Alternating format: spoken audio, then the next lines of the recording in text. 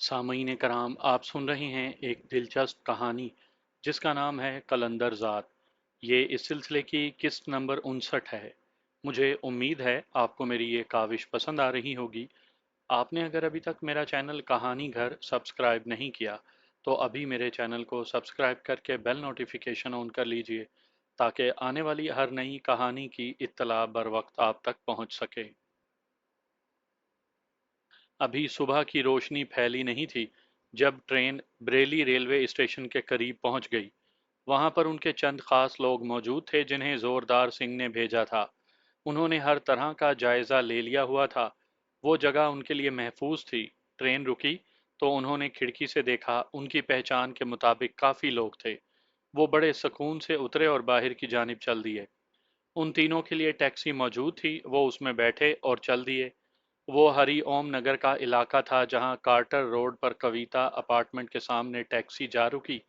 कुछ ही देर के बाद वो तीसरी मंजिल पर गए तो एक अपार्टमेंट उनका मुंतजिर था, जिसके सामने वाले अपार्टमेंट में रोनीत के सारे दोस्त जमा थे। तकरीबन 30 घंटे का सफर करने के बाद वो काफी हद तक थक चुके थे। वहां उनके लिए मुलाजमीन के नाम पर कुछ सिक्योरिटी गार्ड थे।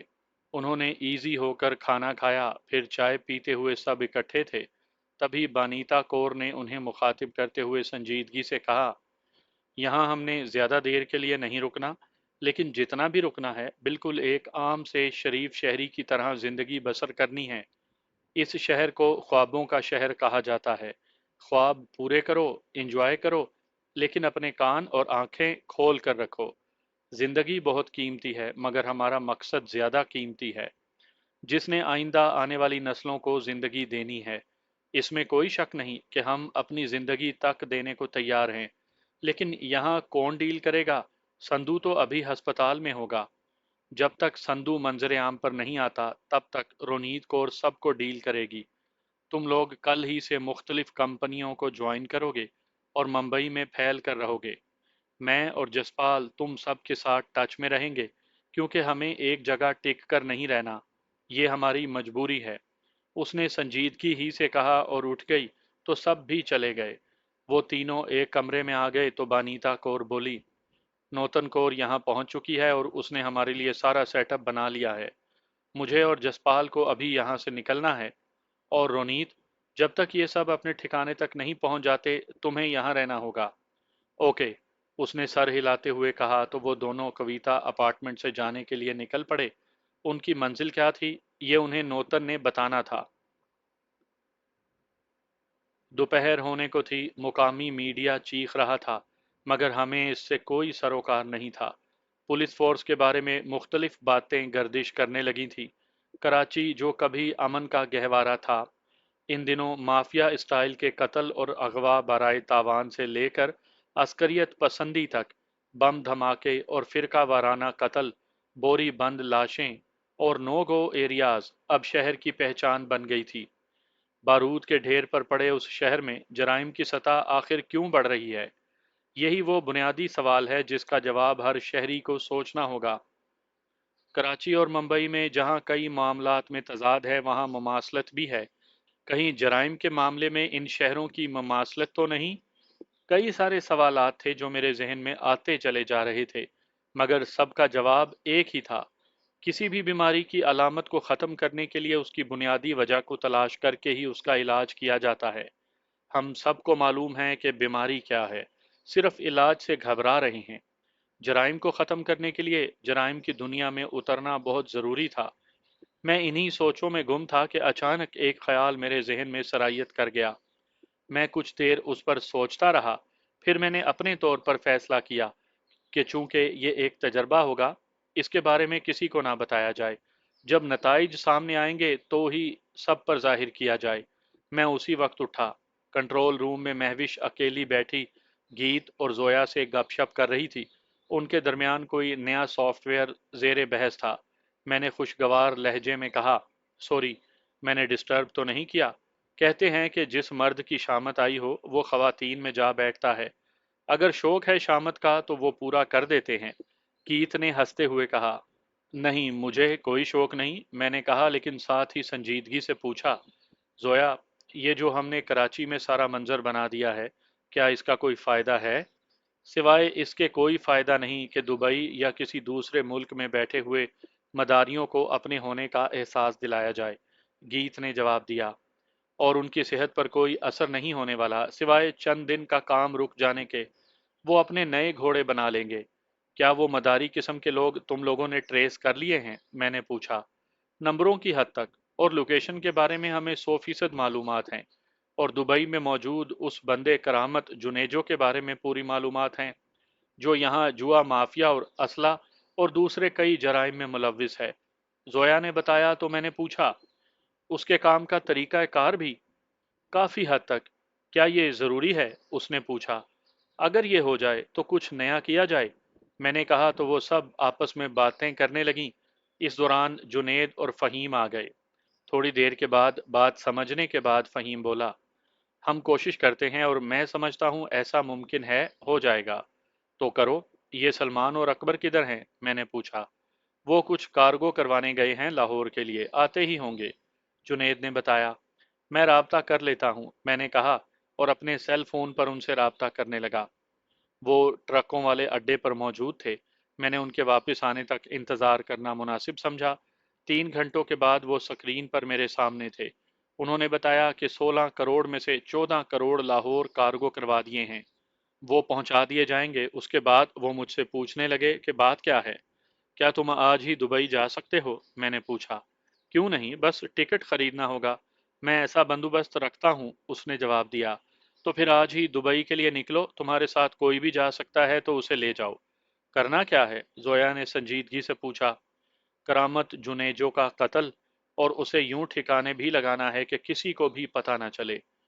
میں جاتی ہوں، اس کے ساتھ ہو جائے گا، زویا نے کہا تو سب اس کی طرف دیکھنے لگے۔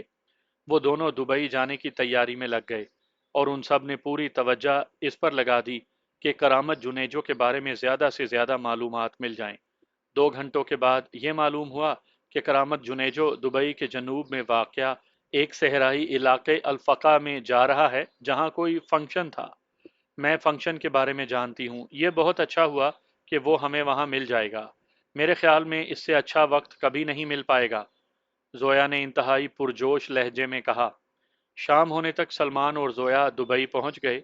اس دوران وہ دونوں ہمارے رابطے میں تھے، ان کی آواز ہی نہیں، تصویر بھی ہمیں دکھائی دے رہی تھی۔ اس وقت ان دونوں کے ساتھ بڑا جذباتی تعلق محسوس ہو رہا تھا۔ سلمان کے دبئی میں کچھ غیر پاکستانی دوست تھے، ان میں 2 لڑکیاں اور 2 ہی لڑکے تھے۔ وہ ایک اعلیٰ ریستوران میں کھانا کھا چکے تھے جب کرامت جنیجو دبئی سے نکل کر اس صحرائی علاقے کی جانب چل پڑا۔ اس کے ساتھ کتنا لاؤ لشکر تھا یا نہیں تھا، اس بارے میں کوئی معلومات نہیں تھی۔ وہ بھی اس وقت اس علاقے کی جانب چل نکلے۔ انہوں نے پتہ کر لیا تھا کہ وہ کہاں جا رہا ہے۔ یہ وہاں کی ثقافتی روایت ہے کہ بیچ صحرا میں رات کے وقت رقص اور مے کشی سے لطف اندوز ہوا جائے۔ وقت اور حالات کے مطابق اس میں تبدیلیاں آتی چلی گئیں، لوگ بدلے تو انداز بھی بدل گئے۔ وہ گاؤں بیچ صحرا میں تھا، جس سے 2 کلومیٹر آگے وہ میلہ نما تقریب تھی۔ دور کناتیں لگی ہوئی تھیں جس کے درمیان میں اتنی روشنی تھی کہ آسمان کی طرف اٹھتی ہوئی محسوس ہو رہی تھی۔ وہاں پر سیکیورٹی کا پہلا حصار تھا۔ ان کی اچھی طرح سے جامع تلاشی لی گئی اور آگے جانے دیا گیا۔ کناتوں سے کوئی 100 قدم پہلے پھر سکیننگ کی گئی تو وہ اندر داخل ہو سکے۔ غیر ملکی اور لڑکیوں کا ساتھ ہونے کے باعث ان سے کوئی پوچھ تاچھ نہیں ہوئی تھی۔ اندر کا سما ہی کچھ عجیب تھا۔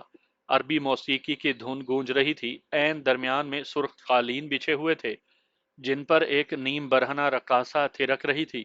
اس کا نیلے رنگ کا لباس چمک رہا تھا۔ ایک طرف بے شمار برانڈ کے شراب کی بوتلیں سجی تھیں جہاں سے لوگ پی رہے تھے۔ ایک طرف مختلف انواع و اقسام میں بنے گوشت کے کھانے تھے۔ لوگ ٹولیوں میں بیٹھے ہوئے یہ منظر دیکھ رہے تھے۔ کچھ پہلو میں لڑکیوں کو بٹھائے اپنی مستی میں گم تھے۔ وہاں پر ہر طرح کی مستی کا پورا سامان میسر تھا۔ سلمان اور زویا کو وہاں کرامت جنیجو کی تلاش تھی، وہ بھی ایک قالین پر جا بیٹھیں۔ ایک کمی ہے یہاں، مطلب ان کی مستیاں ایک خاص حد تک ہی جا سکتی ہیں، اس سے آگے تو بس تشنا کامی ہے۔ سلمان کے ایک دوست نے ہنستے ہوئے تبصرہ کیا تو دوسرا دوست ہنستے ہوئے بولا، جس تشنا کامی کی تم بات کر رہے ہو اس کا راستہ یہیں کہیں سے نکلتا ہے۔ یہاں سے کچھ فاصلے پر خیمے لگائے ہوئے ہوں گے، کیونکہ یہ اس فنکشن کا حصہ ہے۔ جو جسے میسر ہوگا وہی اپنے لیے مخصوص خیمے میں جا کر اپنی موج مستی کر لے گا۔ یعنی پورا اہتمام ہے، ایک لڑکی نے کہا۔ مگر ہمارے پاس وقت زیادہ نہیں، ہمیں کسی بھی وقت چیک کیا جا سکتا ہے، ایک دوست نے کہا۔ لیکن یہ اس وقت ہوگا جب میزبان یہاں آئے گا اور وہ سب سے ملے گا، دوسرے نے بتایا۔ مصیبت یہ ہے کہ وہ بندہ بھی تو تلاش کرنا ہے، سلیمان نے کہا تو گیت کی آواز گونجی۔ سلمان، حلیہ ذہن نشین کرو، گول بھاری چہرہ، سندھی انداز کی خشخشی سی داڑھی کے ساتھ بھاری مونچھیں، کنجی آنکھیں، ناک پتلا اور ذرا سا خمیدہ، موٹی گردن اور دائیں گال پر زخم کا ہلکا سا نشان۔ یہ تصویر اس کی بزنس کمپنی کی سائٹ پر لگی ہوئی ہے۔ وہ رہا، ایک دم سے اپنی آواز پر قابو پاتے ہوئے زویا نے پرجوش لہجے میں کہا تو سلمان بولا، اب اسے میں نہیں، تم ٹھہرو، میں دیکھتی ہوں۔ یہ کہتے ہوئے زویا اٹھ گئی۔ تبھی سلمان اور اس کے ساتھی الرٹ ہو گئے۔ زویا دھیمے قدموں سے چلتی ہوئی اس کے پاس جا پہنچی۔ وہ اس وقت جام ہاتھ میں لیے پوری توجہ سے رقاصہ کے رقص میں کھویا ہوا تھا۔ وہ اس کے قریب جا بیٹھی اور حتی الامکان اپنے لہجے کو خوابناک بناتے ہوئے بولی، ہیلو سر کرامت، کیسے ہیں آپ؟ اس نے زویا کو عجیب سی اجنبیت کے ساتھ دیکھا اور پھر اکتائے ہوئے لہجے میں بولا، میں نے تمہیں پہچانا نہیں۔ میں کب کہتی ہوں کہ آپ مجھے پہچانیں؟ ماضی کو یاد رکھنا بھی نہیں چاہیے۔ میں تو ایک نئی ڈیل کے ساتھ یہاں آپ کے پاس آئی ہوں۔ زویا نے لہجے کو باروب بناتے ہوئے کہا۔ میں سمجھا نہیں، کہنا کیا چاہتی ہو؟ اس نے پوچھا۔ جب بات ہوگی تو ہی سمجھ میں آئے گی، یہاں اس ماحول میں نہیں ہو سکتی۔ میں کراچی کی تازہ صورتحال کے بارے میں بات کرنے آئی ہوں، اس نے کہا تو کرامت نے چونک کر اس کی طرف دیکھتے ہوئے پوچھا، یہ کیا کہہ رہی ہو تم؟ وہی جو میں اپنے باس کی طرف سے آپ کے لیے پیغام لے کر آئی ہوں، سیٹھ نیلا سمیت ساری ڈیل ہو جائے گی، باقی آپ کی مرضی۔ زویا نے کہا تو اس نے چونک کر دیکھا تو وہ اٹھ گئی۔ تب وہ جام رکھ کر اضطراری انداز میں اٹھ کھڑا ہوا۔ تم کون ہو اور یہ باتیں؟ آپ تو بچوں والی باتیں کرتے ہیں، حالانکہ میں کرامت جنیجو سے بات کر رہی ہوں۔ زویا کا لہجہ اکتایا ہوا تھا۔ چلو بات کرتے ہیں، اس نے ایک طرف آنے کا اشارہ کیا تو زویا جان بوجھ کر باہر کی جانب جانے لگی۔ وہ دونوں خاموشی میں آگے بڑھتے گئے۔ کناتوں سے باہر آ جانے پر اس نے پوچھا، اب بتاؤ کیا کہتی ہو؟ آپ کے مخالفین یہ فیصلہ کر چکے ہیں کہ کراچی پر قابو پا لیں۔ گھاس منڈی سے لے کر جہاں تک آپ کا سکہ چلتا ہے، یہ ان کی ابتدا ہے۔ ہم دیکھ رہے ہیں، اگر آپ ہمارے ساتھ ڈیل کریں تو انہیں سمندر میں پھینک دیں گے، زویا نے انتہائی اعتماد سے کہا۔ ڈیل کون کرے گا؟ اس نے پوچھا۔ میرا باس۔ اگر آپ ابتدائی باتیں ڈن کر لیں تو، زویا نے اسی با اعتماد لہجے میں کہا۔ کہاں بات کرنی ہے؟ اس نے پوچھا۔ جہاں آپ چاہیں، اس نے تیزی سے جواب دیا تو وہ اسے ان خیموں کی جانب لے کر چل دیا۔ پھر اچانک اسے خیال آیا، پھر وہ پلٹا اور اس طرف چل پڑا جہاں ان کی گاڑیاں کھڑی تھی۔ وہ جیسے ہی ایک جدید فور ویل کے پاس آیا، اس کے دو گارڈ فوراً سامنے آ گئے۔ کرامت نے اشارہ کیا تو انہوں نے دروازہ کھول دیا۔ وہ دونوں اندر جا بیٹھے۔ اس سے پہلے کہ وہ کوئی بات شروع کرتے، سلمان کے ساتھ ایک دوست وہیں پر پہنچ گئے۔ گارڈ اگرچہ الرٹ تھے مگر انہیں صرف یہی احساس تھا کہ اندر ان کا باس ایک لڑکی کے ساتھ ہے۔ ان کی پوری توجہ اندر کی طرف ہی تھی۔ جیسے ہی سلمان ان کے سر پر پہنچا وہ مڑے، تب تک دونوں ان پر آن پڑے۔ سلمان نے پوری طرح انہیں ہلنے بھی نہیں دیا۔ ایک ہلکی سی آواز کے ساتھ اس کی گردن ٹوٹ گئی۔ دوسرے کے ساتھ بھی ایسا ہی ہوا۔ وہ ریت پر پڑے تڑپ رہے تھے۔ بولو کیا ڈیل کرنی ہے؟ کرامت جنیجو نے جیسے ہی کہا زویا اس پر ٹوٹ پڑی۔ وہ خاصا سخت جان تھا اور پہلے ہی سے محتاط تھا۔ اس کے وار سے بچ گیا۔ اس نے زویا کی گردن قابو میں کر لی اور اسے سیٹ پر لٹا دیا۔ ایسے میں دروازہ کھلا اور سلمان اندر آ گیا۔ اس نے کرامت کی گردن پکڑی اور ایک زوردار جھٹکا دیا۔ وہ پورے بدن سے لرزا اور تڑپنے لگا۔ زویا نے اپنی گردن چھڑائی اور تیزی سے پیچھے ہٹی۔ اس کے دوست نے دروازے کھولے اور دونوں گارڈز کو گاڑی میں پھینک دیا۔ پھر دروازے بند کر کے واپس چل پڑا۔ سلمان نے چابی ٹٹولی تو کرامت کے پاس سے نکل آئی۔ اس نے فور ویل موڑی اور چل دیا۔ وہ بستی میں جانے کے بجائے اس کے قریب سے آگے بڑھ گئے۔ اس کے دوست پیچھے پیچھے آتے ہوئے بستی سے سیدھے دبئی کی جانب نکل پڑے۔ کرامت کی جیپ جاندار تھی۔ وہ صحرا کی جانب چل پڑے۔ काफी दूर जाकर जोया ने उसका सेल फोन काबू में किया तो सलमान ने उन तीनों को सहरा में फेंका और वापसी के लिए पलट गया। जोया ने सेल फोन से सिम कार्ड निकाला और सेल फोन बाहर फेंक दिया। Well done. अब ये सिम कार्ड अपने सेल में डाल लो और किसी महफूज मुकाम पर चले जाओ, मैंने कहा। ओके, दूसरी तरफ से कहा गया। मेरे सामने मेज पर कराची में मौजूद उन दो लोगों के नंबर थे जिनसे करामत जुनेजो का राब्ता था। यही उसके तमाम तर फैलाव के जिम्मेदार थे। मैंने सबको अपनी तरफ मुतवज्जा करते हुए कहा, सब सुनो, क्या मैं करामत जुनेजो की आवाज़ में बात कर सकता हूँ? 100% तो नहीं, लेकिन चलेगा। एक सॉफ्टवेयर है जिससे आवाज़ को उसके मुताबिक बनाया जा सकता है। गीत ने कहा तो महविश ने हंसते हुए कहा, यहाँ तो बेसुरे तरीन लोग गुलूकार बने हुए हैं। ये तो बस आवाज को जरा भारी करना है। तूने कौन सा गाने गवाने हैं? उसके समेत सभी समझ गए थे कि मैं क्या करना चाहता हूँ। मुझे अच्छी तरह मालूम हो गया था कि उन दोनों से वो कैसे काम लेता है और इस वक्त उनके दरमियान कैसी बात चल रही थी। करामत के बात करने का अंदाज मैं समझ ही गया था। 1 घंटे के बाद जोया और सलमान बरदुबई में अपने दोस्तों के पास जा पहुंचे। उसका सिर्फ फोन ऑन रखना जरूरी था। कुछ देर के बाद मैंने कराची में मौजूद उसके एक कारिंदे फसी सिद्दीकी को फोन किया। क्या सूरत हाल है, मैंने पूछा। वो क्या खाक होगी, पैसा पकड़ा गया, मुखालफीन ने सेठ नीला को पकड़ लिया और अभी तक आपने कुछ किया ही नहीं। देखो, मैं बहुत कोशिश कर रहा हूँ, लेकिन सारी कोशिश क्यों रायगां हो रही है, मालूम है तुम्हें? नहीं तो क्या मतलब, उसने पूछा। वो लतीफ़ शाह, ये सारा काम उसी का किया धरा है। वो गद्दार हो गया है घास मंडी पर हुकूमत करने के लिए, मैंने इंतहाई गुस्से में कहा। ऐसा क्या वाकई? उसने इंतहाई हैरत से कहा। ये साजिद आया है ना यहाँ पर? उसने सारी बात तफसील से बताई। मैंने उसकी तस्दीक की है तो कन्फर्म हो गया। मैंने गुस्से को कम नहीं होने दिया। ये तो हमें भी ले डूबेगा, वो तशवीश से बोला। ले डूबेगा क्या, उसने सारे नाम दे दिए हैं।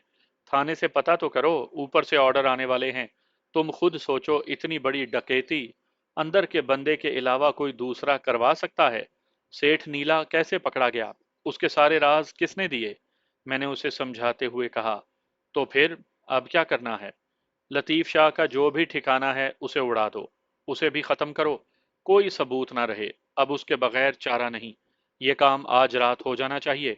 सूरज निकलने से पहले उसका काम तमाम करके मेरे पास यहाँ दुबई आ जाओ, मैंने तहकमाना लहजे में कहा।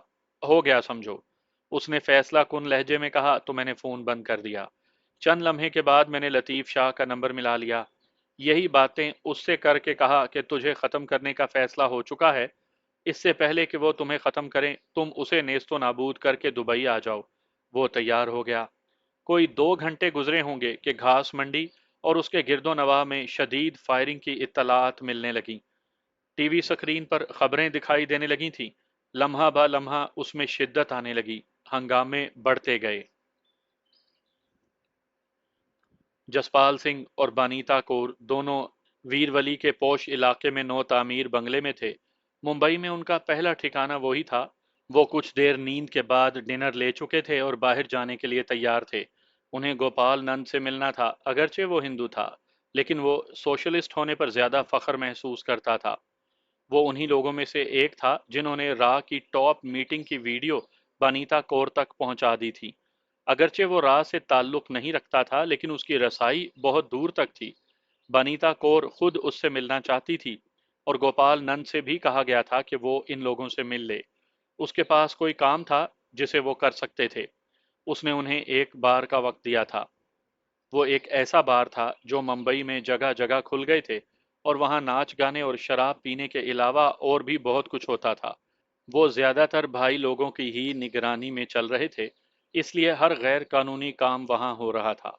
उन्होंने कोई गाड़ी लेने के बजाय पैदल ही निकलना पसंद किया।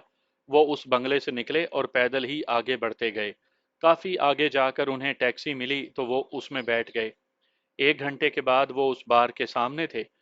वो मेन सड़क से हटकर एक गली में था। वहाँ लोगों की रिहाइश कम और इस तरह के क्लब और बार के अलावा मुख्तलिफ स्टोर और खाने पीने की दुकानें थी। एक तरफ से वो जगह नाइट फूड स्ट्रीट के जैसी थी। वो दूसरे लोगों के साथ वहाँ कुछ देर फिरते रहे, फिर गोपाल नंद से राब्ता किया। وہ اسی बार के अंदर बैठा उनका मुंतजिर था। वो अंदर गए तो खासा शोर था। वहाँ काफी सारे जोड़े थे। इसके अलावा भी खासी खवातीन दिखाई दे रही थीं। उन्होंने मोहतात अंदाज में उसे तलाश करने के लिए इधर उधर देखा। जल्द ही उनके फोन पर कॉल आ गई। वो उन्हें देख रहा था। मेज पर आमने सामने बैठते ही उसने खाने पीने का पूछा और फिर कोल्ड ड्रिंक मंगवा लिए। जब तक कोल्ड ड्रिंक आए उन्होंने अपने दरमियान अजनबियत को ख़त्म कर लिया। बात यह है कि यहाँ के और अमृतसर के माहौल में बड़ा फ़र्क है। मैं भी ये मानता हूँ माहौल का बड़ा असर होता है, लेकिन माहौल कोई भी हो, असल चीज़ हौसला है। जो कर जाए। माफ़ करना, मैं सिर्फ धर्म के लिए काम नहीं करता, बल्कि अपने नज़रिए के लिए काम करता हूँ, और हर काम के लिए सरमाया भी तो चाहिए ना। हमें इससे कोई गर्ज नहीं कि तुम क्या करते हो और कैसे करते हो। तुम्हारे पास हमारे लिए क्या ऑफर है? बनीता कौर ने उसकी आंखों में देखते हुए पूछा। तो वो सुनी अनसुनी करते हुए बोला, रोकड़े की आप फिक्र नहीं करें, वो इतना मिलेगा कि आप तसव्वुर भी नहीं कर सकते। और काम बहुत से हैं, जैसा काम होगा वैसा रोकड़ा होगा। मसलन? बनीता कौर ने पूछा। मतलब उनमें एक काम ये भी है कि एक कमिश्नर लेवल के पुलिस वाले को उड़ाना है। ये कहकर उसने इस्तेहजाइया अंदाज में उन दोनों की तरफ देखा। तो जसपाल ने कहा, डन हो गया। जो और जैसे तुम चाहते हो वो हो जाएगा, अगली बात करो। उसके यूं कहने पर गोपाल नंद ने चौंक कर उसे देखा और फिर मुस्कुराते हुए बोला, ये काम ऐसा नहीं कि तुम बाजार जाओ और कोई बर्गर पिज्ज़ा लेकर आ जाओ। पुलिस कमिश्नर है वो लोहे का बना है या उसके लिए कोई मखसूस गोली बनी है? जसपाल ने सर्द लहजे में पूछा। तुम्हारा क्या ख्याल है, ये बंदा हमें काम देगा? उसने बानीता कौर की तरफ देखते हुए पूछा, फिर जसपाल की तरफ देखने लगा। तुम्हें काम से गर्ज है ना? बोलो, बाकी मैं देख लूंगी। बानीता कौर ने भी कहा तो एकदम से बेचैन हो गया। फिर संजीदगी से बोला, मैं मजाक नहीं कर रहा, ऐसा काम है, लेकिन तुम लोगों को शायद पता नहीं है कि यह काम कितना मुश्किल है।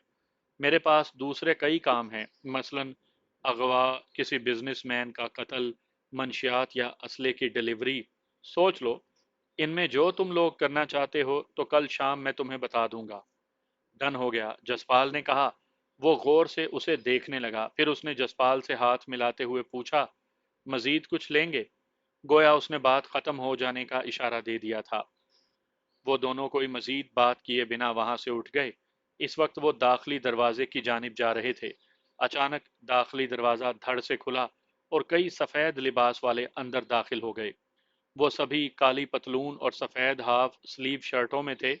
उनमें तीन लोग आगे बढ़ गए, दो एक तरफ चले और दो दूसरी जानिब। दो बंदे दरवाजे में खड़े रहे। उनके अंदाज से लगता था कि वो पूरा प्लान करके आए हैं। ये छापा है जसपाल, बनीता कौर ने धीमे से लहजे में कहा। तो उसने भी हौले से कहा, जो भी हो, अब हमें यहाँ से निकलना है। दरवाजे में बनीता कौर ने कहना चाहा कि अंदर से चंद लड़कियां चीखती हुई बाहर आईं। वो उन्हें यूं धक्के दे रहे थे जैसे वो कोई जानवर हों। वो बेतहाशा गालियां बक रहे थे। वो वहां पर मौजूद लोगों के साथ यूं सलूक कर रहे थे जैसे ये बहुत बड़े मुजरिम हों। म्यूजिक बंद हो गया था। नाचते थिरकते हुए जोड़े एकदम से रुक गए थे। सफेद लिबास वालों ने उन्हें भी आगे लगा लिया। वो उन्हें रेवड़ की मानिंद हाँकते हुए बाहर की जानिब लाने लगे। तो एक सफेद लिबास वाले ने बानीता कौर के कंधे पर जोर से हाथ मारा और बाजू से पकड़कर आगे की जानिब धकेला। वो दोनों भी उस छापे की जद में आ गए थे। वो उन सब को हाँक कर सड़क पर ले आए। उनमें गोपाल नंद भी था, जो मुस्कुराते हुए उनकी जानिब देख रहा था। बाहर पुलिस की जीप के साथ कैदियों वाली गाड़ी भी खड़ी थी। एक सफेद लिबास वाले ने जोर से कहा, चलो सब बैठो गाड़ी में। उस आवाज की बाज गश्त में एक मोटा सा बंदा बार के दरवाजे में से बाहर आया और ऊंची आवाज में बोला, मैं इस बार का मैनेजर हूं, तुम ऐसे नहीं कर सकते। ये भाई का इलाका है, पहले उससे बात करो। उसके यूं कहने पर जीप में से किसी विलन की तरह एक पुलिस ऑफिसर निकला। उसने भी वैसा लिबास पहना हुआ था। वो कद में उनसे लंबा, सर से काफी हद तक गंजा, भारी चपटी टाइप मूछें, फरबा माइल था। वो आगे बढ़ा और उस मैनेजर के पास जाकर एक जोरदार थप्पड़ मारा, फिर कहा, बोलो, क्या कह रहे थे तुम? देखो एसीपी, तुम मुझे चाहे मार दो, लेकिन मैं अपने कस्टमर ऐसे नहीं ले जाने दूंगा। भाई, उसने कहना चाहा तो एसीपी ने उसे गिरेबान से पकड़कर जोर से धक्का दिया। वो सड़क पर जा रहा। एसीपी ने अपना सर्विस रिवॉल्वर निकालते हुए ऊंची आवाज में हुक्म दिया, सबको बिठाओ गाड़ी में, देखता हूं इसके भाई को। ये कहकर उसने मैनेजर को लात मारते हुए कहा, चल बुला अपने भाई को, कितनी देर में आएगा वो साला चूहा, मैं खड़ा हूं इधर। भाई तेरा झगड़ा भाई से है, कस्टमर को जाने दे, इधर ही बात करते हैं, मैनेजर ने अड़ते हुए कहा। ओए तेरी तो माँ का। उसने जोरदार गाली के साथ उसे गिरेबान से पकड़कर फिर जमीन पर दे मारा। इर्द गिर्द खड़े लड़के तो परेशान थे, लड़कियां रो रही थीं। तभी उनमें से एक लड़की ने आगे बढ़ते हुए एसीपी से कहा, मैं जर्मनी से आई हूं, हम 6 लोग इधर विजिट के लिए आए हैं, आप हमें ऐसे नहीं पकड़ सकते। ओए इसे पहले डाल अंदर, इसकी जर्मनी तो उधर पुलिस स्टेशन में जाकर निकालते हैं, साली जर्मनी की। एसीपी ने इंतहाई गुस्से में कहा। इस दौरान जसपाल ने बानीता कौर की तरफ देखा। दोनों ने आंखों ही आंखों में फैसला कर लिया। मैनेजर सेल फोन पर वहां के हालात बताने लगा था। सफेद लिबास वाले लड़के लड़कियों को पकड़ पकड़ कर गाड़ी में फेंक रहे थे।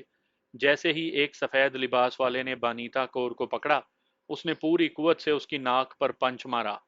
तब तक जसपाल ने हवा ही में छलांग लगाई और सीधा एसीपी पर जा पड़ा।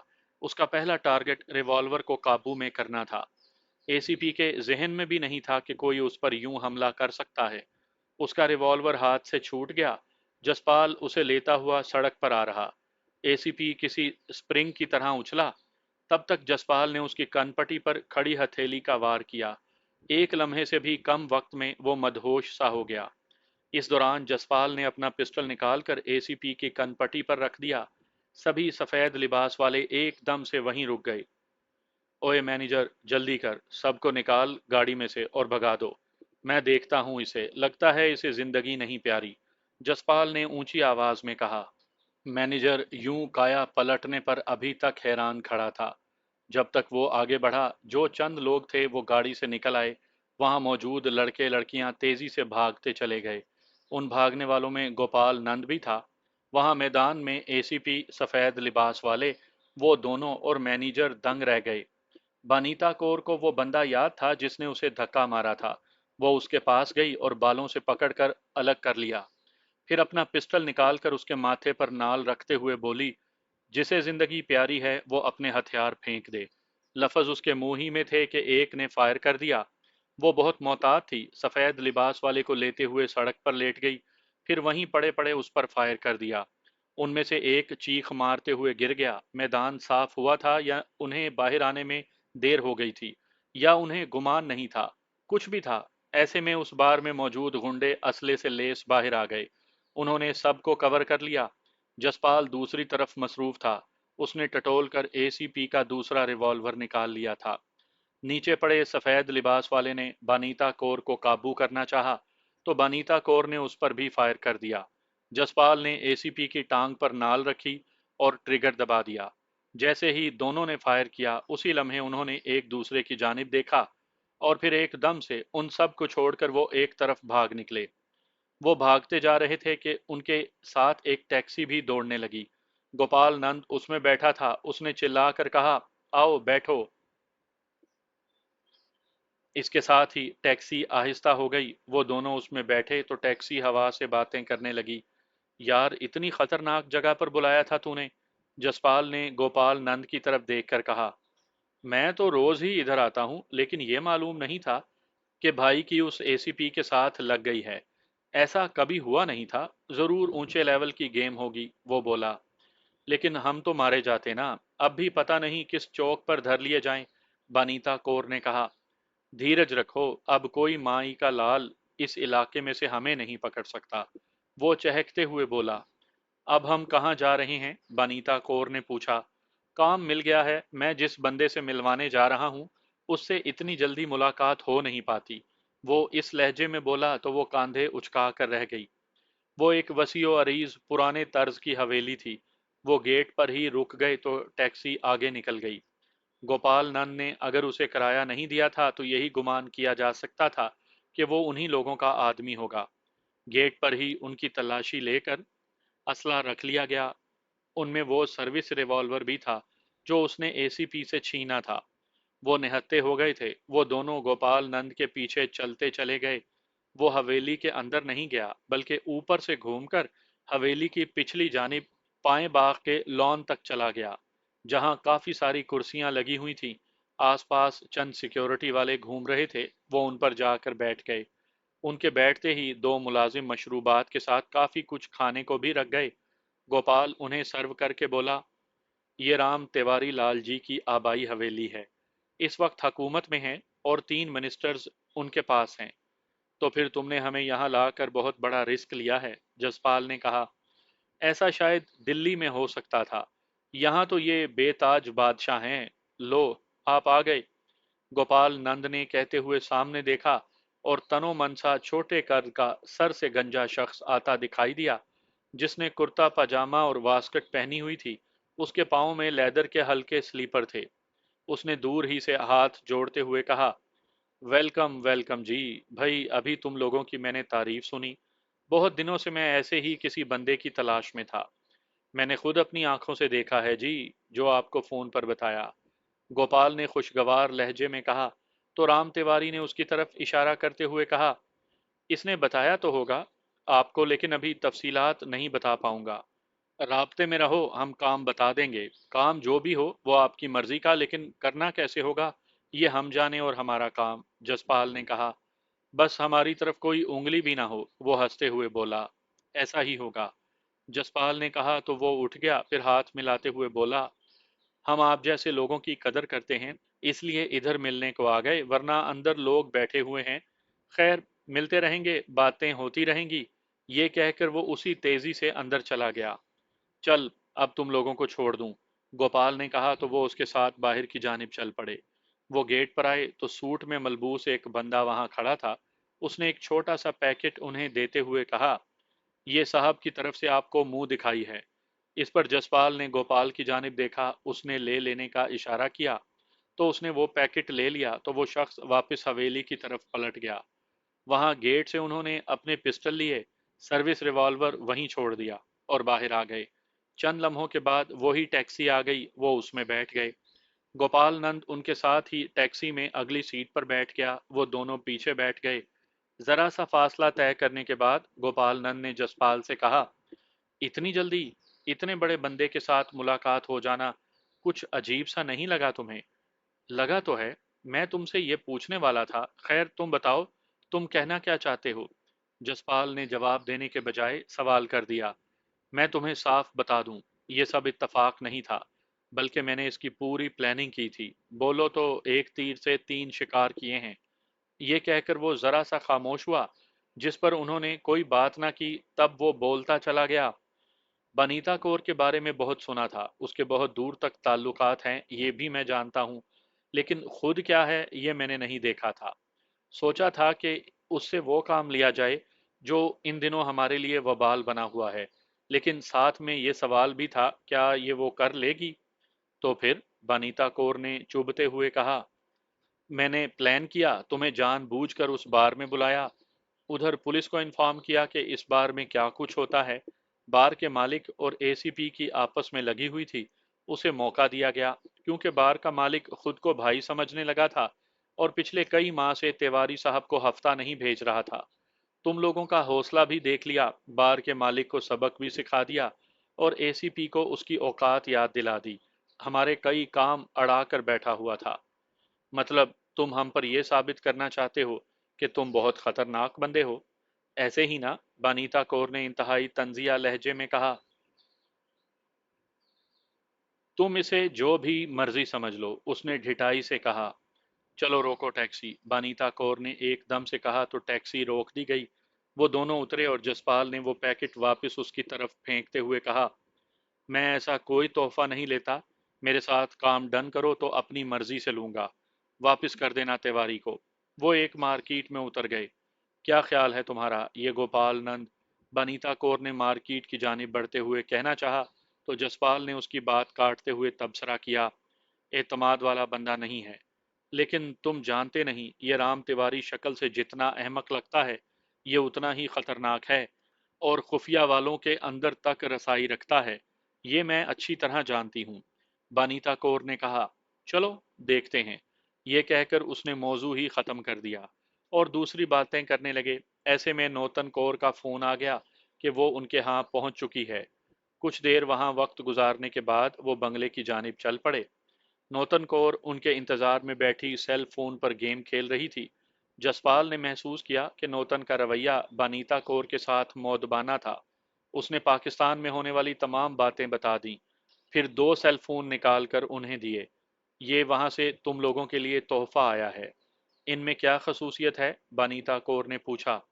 یہ جدید ترین ٹیکنالوجی ہے، ابھی بلیک مارکیٹ میں ہے۔ ان سے تمہاری کال کہیں بھی ٹریس نہیں ہوگی، بے دھڑک جمال سے بات کر سکتی ہو۔ نوتن کور نے کہا تو بانیتا کور کے چہرے پر انہونی خوشی پھیل گئی۔ چند لمحے کے بعد وہ حسرت سے بولی، میں اس سے تب ہی بات کروں گی جب میں اسے کوئی تحفہ دینے کے لائق ہوئی۔ وہ رات گئے تک آپس میں باتیں کرتے رہے۔ اس وقت صبح کے آثار واضح ہو رہے تھے جب جسپال نے جمال کو کال کر دی۔